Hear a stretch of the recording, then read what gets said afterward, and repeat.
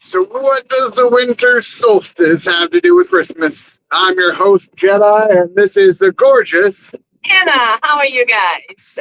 So, it's 11:11. We're making our way. We finally got a little bit better weather window. At least get a little bit further south before we continue on to Key West for the Freedom Flotilla Festival.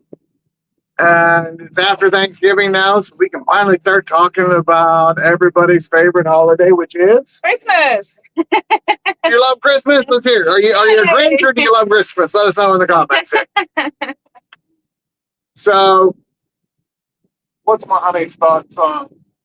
Solstice? Uh, I want to hear all about it, Jedi.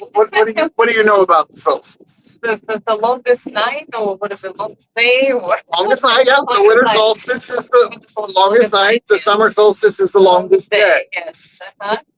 So, in the Native American traditions, the only way you could tell if something was died is it stopped moving.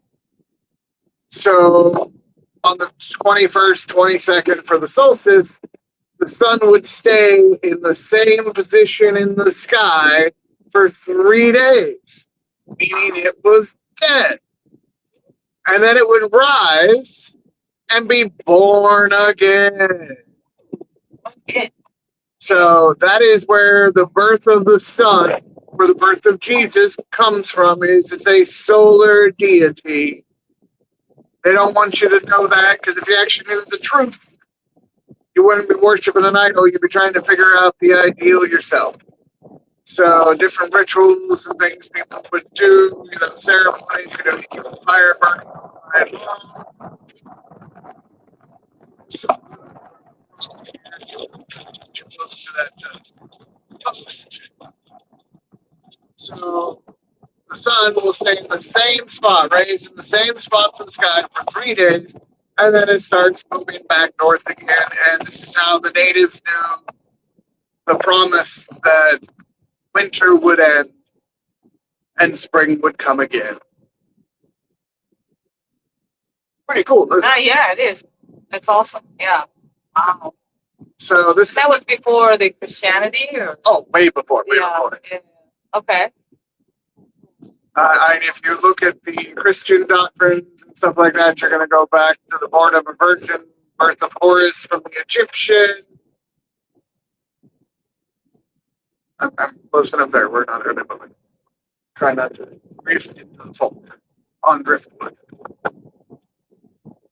So that's the base little story of the solstice. It's the longest night of the year, seen where the sun is dead and where it is born anew and rises again, and we get a new sun every year. So give that thought for you. Let me hear your thoughts on the solstice. And let us know if you're going to be making it to the Freedom Flotilla Festival. It's getting close. Yes. Very close.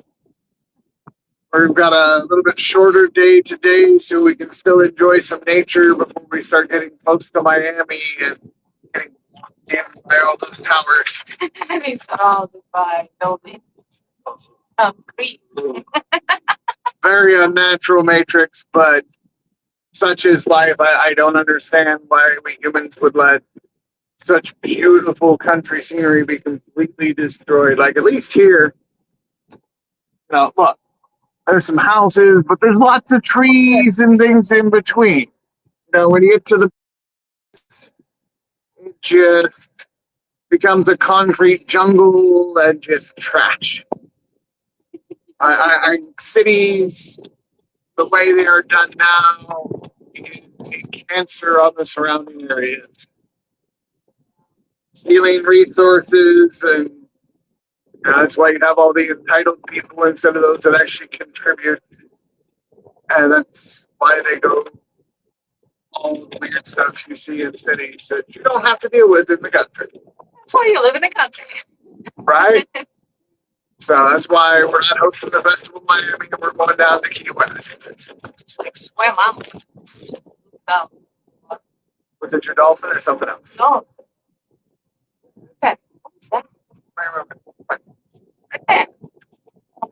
Okay. I'm just curious. She's curious, trying to look some stuff up. We'll be back tomorrow at 11:11. Y'all have fun.